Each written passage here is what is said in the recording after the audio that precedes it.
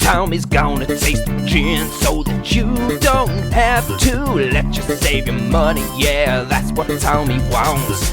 Minimal dilution, cause we wanna taste the gins. But if the gins are bad, then we will throw them in the bin. Now let's hand it over to Tommy, who is gonna taste. He's gonna get all rowdy and shout up the place.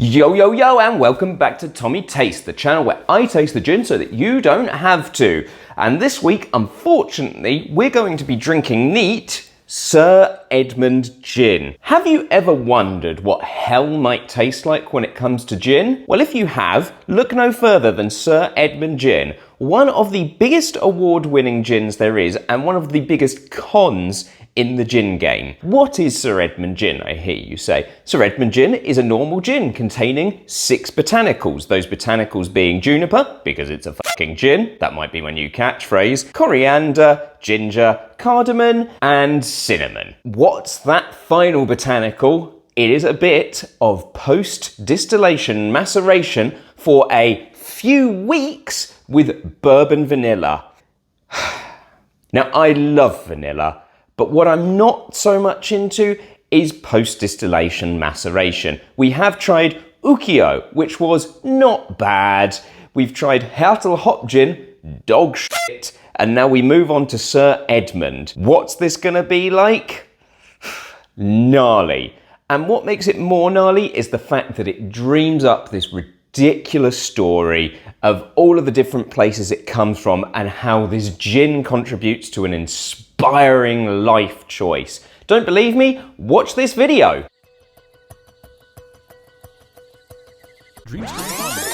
Wherever I go, palm trees remind me of home.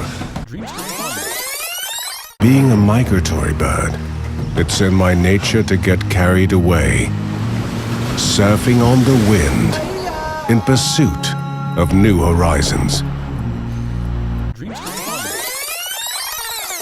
A journey of smoothness, rich texture, balance, and a seductive palate. Since the start of my adventure, I have brought my diversity and playful curiosity to the world.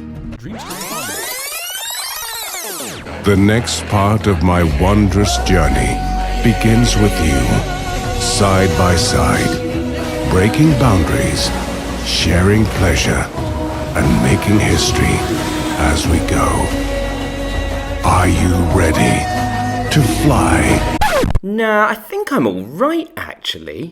What else can I say about why I don't like this gin? The label, for one. It's kooky, it's wackaging, it's nonsense. There's a million different short sentences on here and coordinates and a rebellious spirit with an unusual character.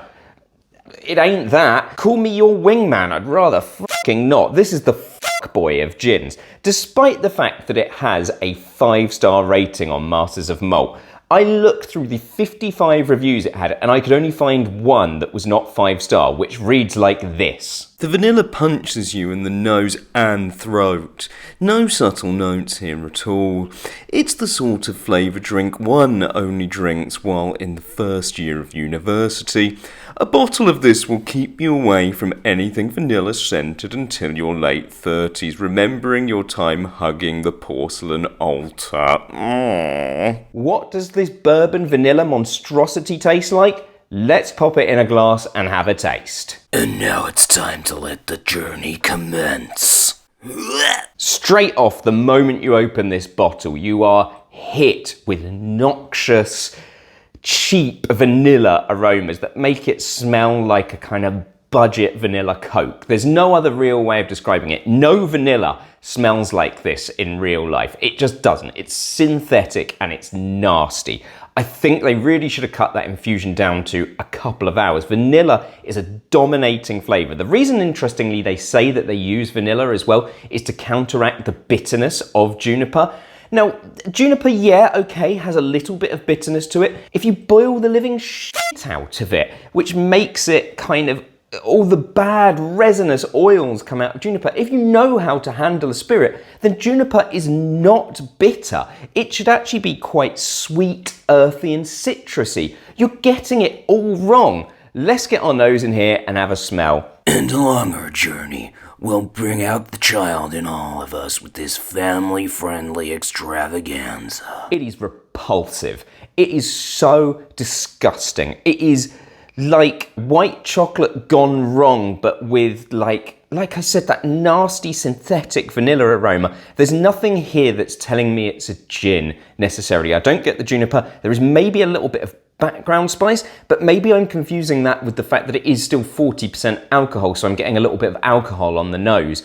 It's minging. Let's taste it. God help us all. And now it's time to prepare yourself for the touching conclusion that you never saw coming. You need a couple of sips for it to really start opening up and kind of relax into it. The first time you try it, it is just vanilla, but not like good vanilla. Sure, it's probably not meant to be drunk neat. It did say that this is to challenge bartenders, but I guess it's to challenge bartenders to use the gin when they realise that they've spent 40 quid on this gin and need to use it somehow because it's just unappealing. There's no like real spice in there. You can tell that it's a gin once you've had that second sip to kind of work the vanilla off, but there's no, I mean, they may as well just chucked any old botanicals in here. How they've been able to call this a gin and not cheesecake vodka, I don't know. It just feels like I'm rimming a tub of cocoa butter. It is fucking foul. Also, the spirit is horribly made. It feels really harsh, which at 40% it shouldn't do. It feels scratchy, it's not smooth. And one of the things that gin companies really want to get you with at the moment is smoothness. You'll see this on so many gin bottles, an exceptionally smooth spirit, which is ridiculous, really.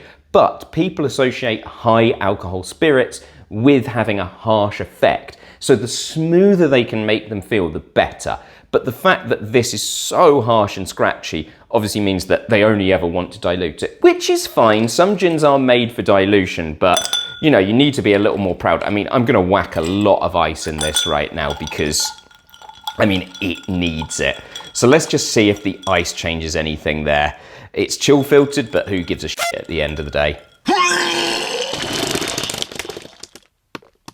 I mean, the plus side is the ice makes it less repulsive because it chills it down so much that at least I can't taste the flavour of the gin like I did when it was neat. It's still so unappetizing, but it doesn't release any additional aromas or anything like that. I'm just going to put a load of tonic in here because obviously that's the way that it's supposed to be drunk.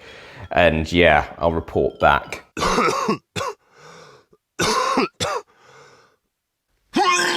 Yeah, it's bearable with the tonic because it's such an obscene flavour that it pairs actually with the bitterness of tonic, which is what most people don't like about gin at the end of the day, oddly well because of how kind of sweet it feels. It's not sweet because there's so much sugar used, but I mean, the vanilla is naturally sweet, so obviously it's going to get there. It's just simply not good enough. May as well, no amount of dilution is enough dilution at the end of the day for a gin like this. Just dilute the living shit out of it. The less you can taste of this gin, the better. And thus, my internal spring cleaning is finished for the year. How this has won all of the credible awards that it has is beyond me. All I can assume is that they've got enough money behind them to enter the awards, and if you throw enough shit, some of it's going to stick. But I want to see the tasting notes from everyone on that panel to see how and why they awarded this gin so many points. This is something that you could only ever use if you were making something like an espresso martini, for example. The recommended pairing in terms of a garnish for this is strawberries and mint, suggesting that they don't give a shit about the gin in any way, but they know that they can sell it if they make the glass look pretty.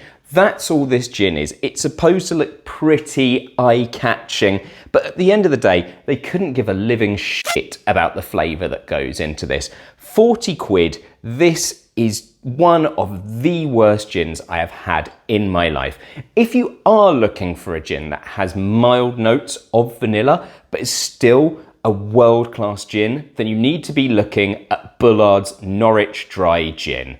This is a gin that uses tonka bean, and tonka bean is really well known for its kind of vanilla, creamy qualities.